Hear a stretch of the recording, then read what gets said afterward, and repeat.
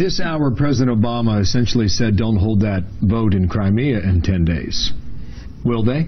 Oh, no doubt. They will. Putin is not going to stop. So the outcome of that vote. That vote is going to say we want to side with Russia. Look, it's a referendum at gunpoint. I mean, I'm not sure that if you have a proper referendum in Crimea, the population would vote in favor of Russia, because it's not about Russia, it's about Putin's Russia.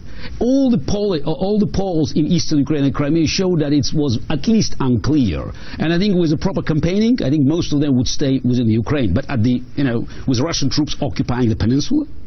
President Obama this hour announced more economic sanctions on some Russians. We've had analysts say those won't work. What do you think? Look, as I always say, don't impose sanctions on 140 million Russians. Pick up 140 oligarchs, because you cannot have rational arguments with Putin. He's a dictator for life. He has no choice. He would move forward. But every dictator needs his allies, his cronies, his henchmen, and they're vulnerable. They don't think that they've burned all the bridges. So that's why if they recognize as a threat, and don't forget, all these Putin's, guys, oligarchs, the Russian elite, they have their properties, their families, their palaces, basketball clubs, football clubs, jets, here in America or in Europe.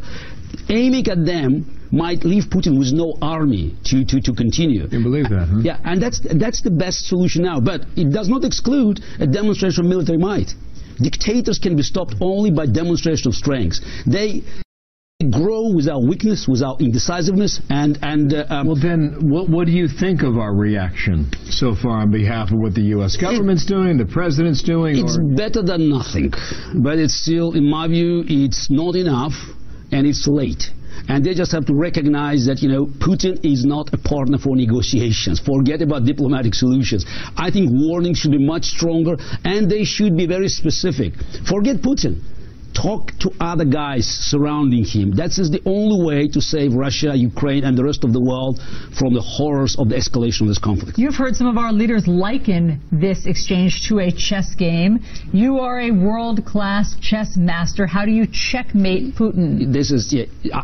I could do that if he played chess and played by the rules. He is playing poker. He has a weak hand, but he knows how to raise the stakes, and he knows how to bluff. And it's time to call his bluff. Garry Kasparov, pleasure seeing you again. Thanks for inviting me. Thank you for your time.